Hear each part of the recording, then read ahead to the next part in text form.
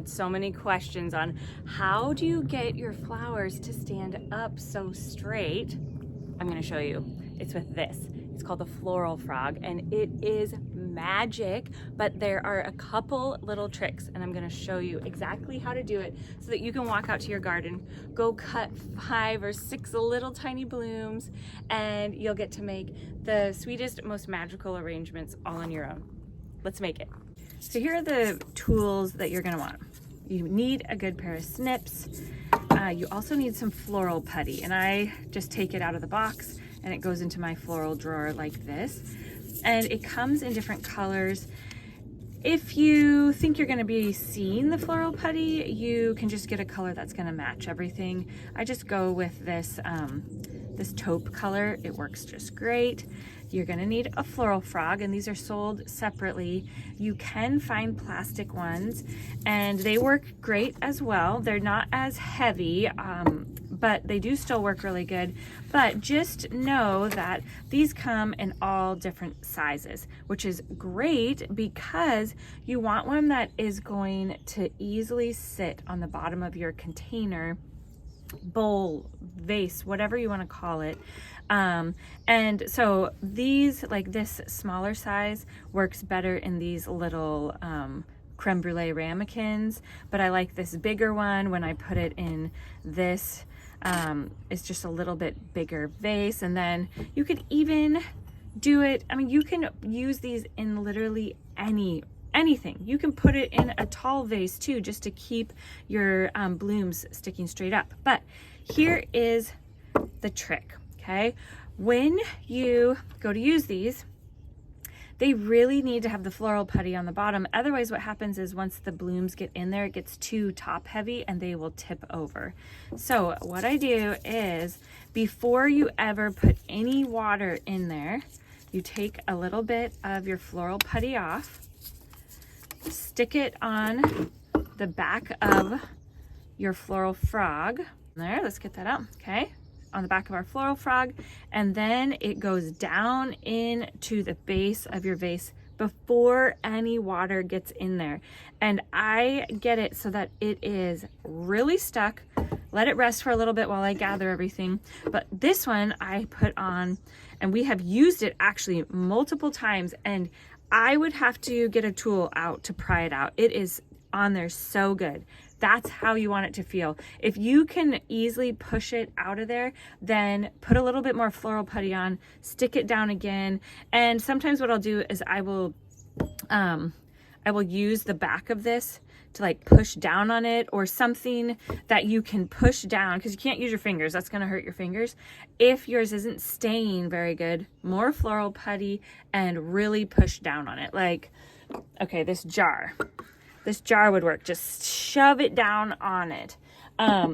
This one, did you see when I went to go pick it up, it came off so easy? That would tell me this isn't ready to work. It's not sticking to the base, but look at, oh, this is concave. It goes down a little bit, which means this is gonna need a bigger chunk of floral putty so that it stays on there better. So we're gonna push it down in there, use our jar, push, push, push.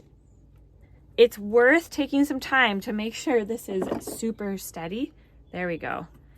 Because once you get everything in there and there's water in there, you have to dry it out completely in order for the floral putty to work. So we have our floral frog secure. Then next thing is you want to add some water in there. And here's the thing, these they soak up water as the flowers are in there. There's not a whole lot of deep water in there. So make sure that you check these consistently once you do your arrangement, because they can run out of water pretty fast. So here is one of the tricks. When you are putting a flower in there, you want to make sure that you cut your flower stem straight. I know that a lot of us have been trained to do a flower cut at an angle because it allows the flower to soak up more water. But when you're putting your stem on here, and it can either go straight over one of those pegs, Or if your stem is fat enough, it kind of ends up going in between them, which also works well. But you want the base of your stem to be very flat, because otherwise it doesn't have a secure spot to stand.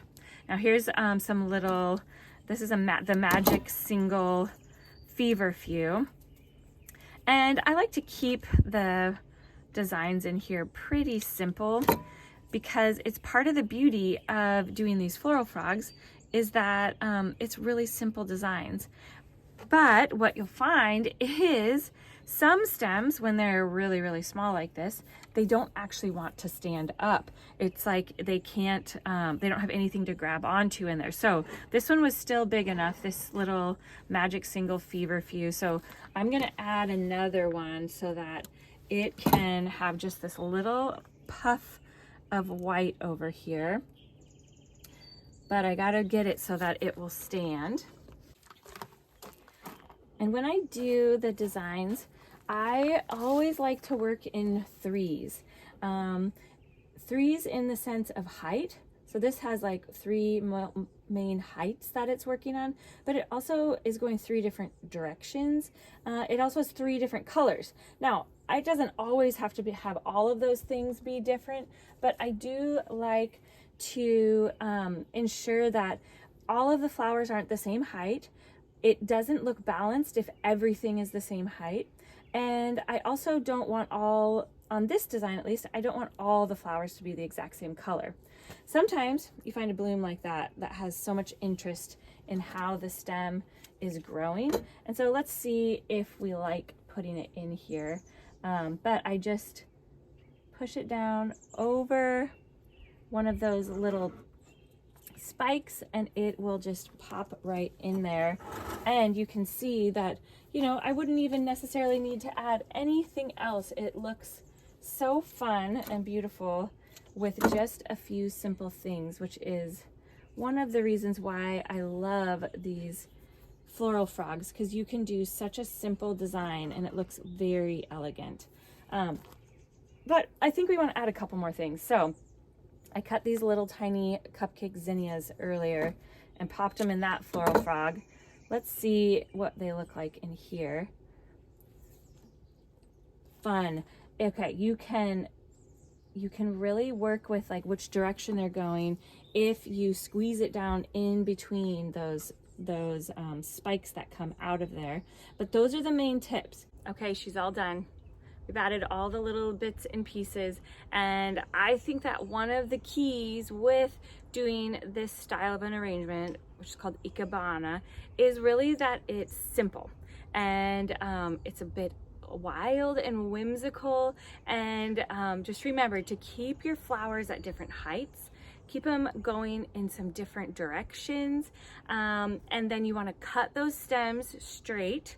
And I put down in the description below all of the different tools that you're going to need. So you need your floral putty.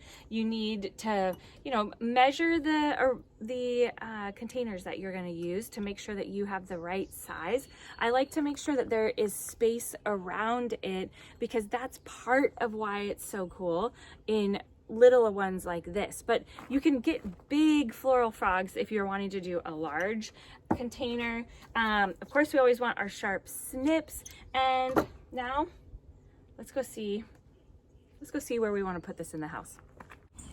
Come walk through the garden with me. And I made another arrangement in that cute little candy dish vase, and oops, I forgot to get a video of it, but you'll get to see it when we place it in the house. So come walk through family life with us. Our laundry's drying, we have our paddle boards stacked up here, but I love coming out to the garden to cut little bits of beauty and bring it inside. It's why we love planting the garden so much, is it really truly brings so much joy. And so bring your flowers into your house.